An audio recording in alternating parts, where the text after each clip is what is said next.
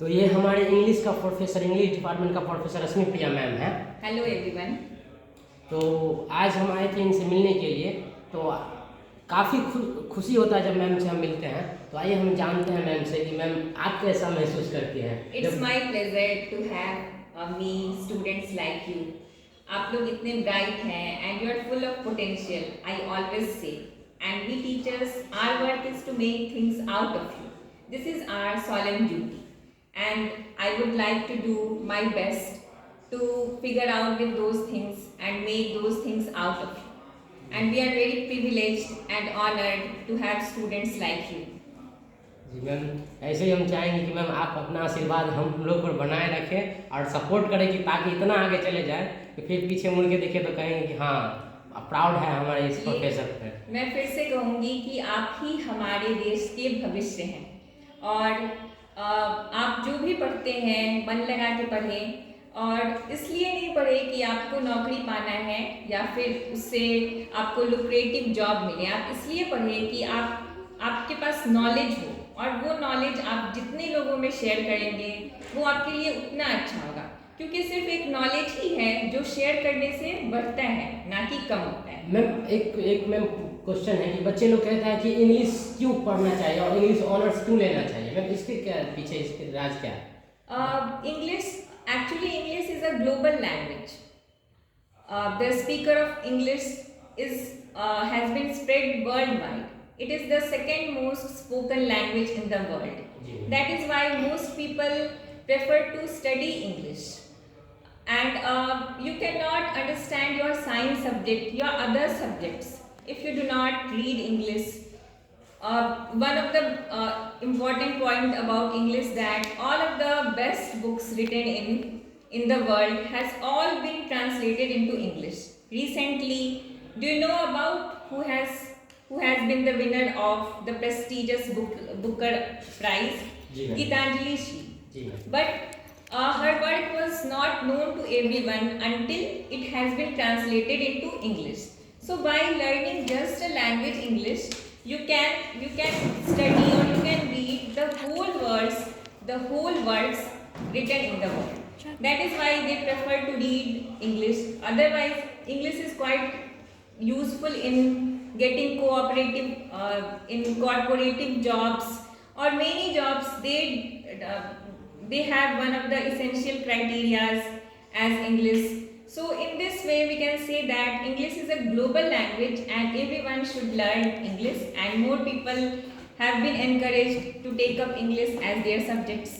Ma'am ऐसे बच्चे जो कोचिंग एफोर्ड नहीं कर सकते हैं, बड़े बड़े कोचिंग एफोर्ड नहीं कर सकते हैं, मैम उसको फटाकेदार इंग्लिश बोलना है तो वो क्या किस लेवल से अपना तैयारी कर सकता है, किस लेवल से प्रिपरेशन कर सकता है? उसके लिए थोड़ा मैम जो गांव के जो भी लड़के लोग हैं चाहे लड़कियां हैं, मैम अफोर्ड नहीं कर पाता बड़े बड़े कोचिंग को, तो मैम उसके बारे में कुछ बताइए। खास करके हम चाहेंगे कि आप हिंदी बताइए, जो कि गाँव के जो भी बच्चे सब हैं तो वो थोड़ा जानने के लिए एक्चुअली मैं फिर से एक बात कहूँगी कि कोई भी लैंग्वेज वो ऐसा नहीं होता है कि यू लर्न दैट लैंग्वेज एक बार में आप वो लैंग्वेज पढ़ के सीख जाते हैं। इवन मैथमेटिक्स, आप मैथमेटिक्स अगर प्रैक्टिस ना करें you will soon forget the mathematics.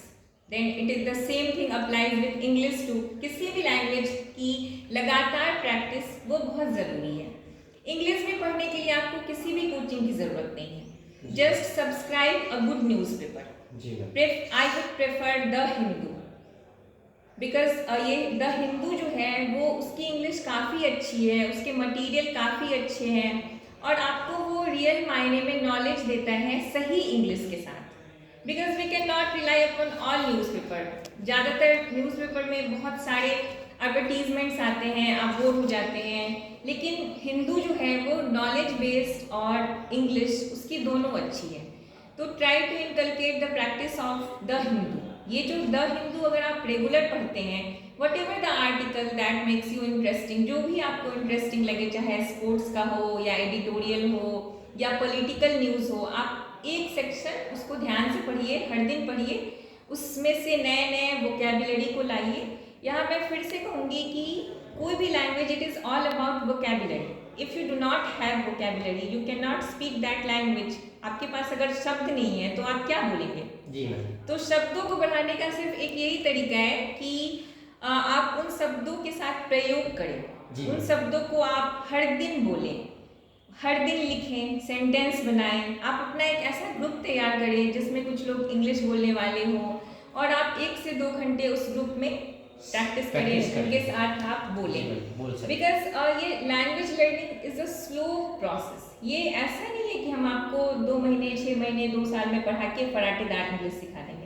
अगर आप 2 साल में सीख भी गए, फिर आपने 1 साल नहीं प्रैक्टिस की तो आप सब भूल जाएंगे। जी मैम। तो यहाँ यही है कि practice, it is all about practice, it is a matter of practice. आपको सिर्फ प्रैक्टिस। मैम यही कारण है कि जो भी यूपी, बिहार, झारखंड के लोग हैं उतना फराटेदार इंग्लिश नहीं बोल पाते हैं। वही जो भी साउथ इंडिया के लोग हैं फराटेदार इंग्लिश बोलते हैं, क्योंकि उन लोगों का मैम वो तो हिंदी आसानी के साथ नहीं समझ पाते हैं, तो इंग्लिश पर इतना पकड़ है, इसीलिए वो लोग फराटेदार इंग्लिश बोल पाते हैं। यही रीजन है।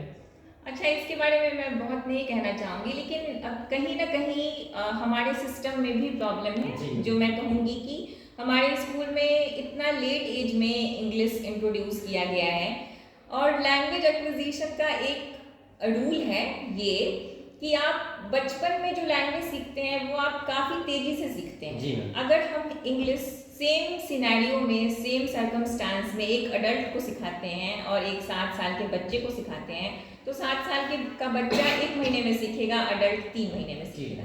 तो आप ये डिफरेंस देख सकते हैं। तो आप जितना लेट इंग्लिश इंट्रोड्यूस करते हैं तो वो काफ़ी देर हो जाती है एक लैंग्वेज को समझने में। And we always learn English as our second language. तो सेकेंड लैंग्वेज हम अगर कुछ भी पढ़ते हैं तो उसमें हमें परेशानी तो आती है, चाहे वो इंग्लिश हो, उर्दू हो या फिर तमिल हो, कोई भी ले।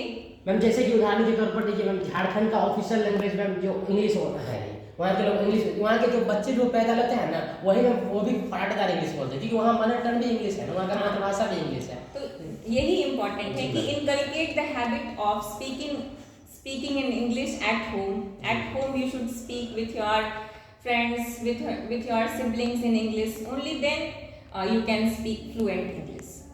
This is the basic mantra for learning English and for spreading English, for speaking fluent English. ठीक है?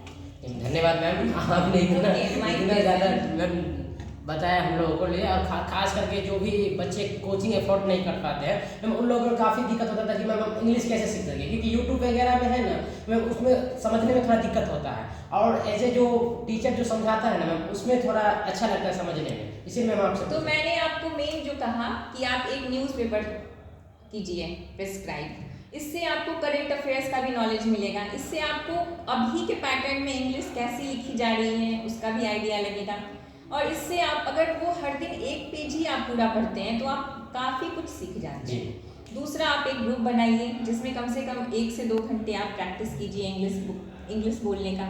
तो ये 2 बातें काफ़ी हैं इंग्लिश की तरफ एक नया एफर्ट करने का, इंग्लिश सीखने का। और इंग्लिश हमारे लिए बहुत इम्पोर्टेंट है, क्योंकि आप इंडिया से बाहर नहीं जा सकते हैं, और मेढक का कुआं तो आपको बन के नहीं रहना है। आप हमारे भविष्य हैं। आप इंडिया से खास करके मैम जो नॉर्थ इंडिया है, नॉर्थ इंडिया के बाद जो हम जाएंगे, अगर केरल मान लीजिए, केरल जाते हैं, तमिलनाडु जाते हैं, कर्नाटक जाते हैं, मैम वहाँ का अगर हमको इंग्लिश बोलने नहीं आता है तो वहाँ मैम खाना भी नहीं मिल सकता वहाँ का आसानी के साथ।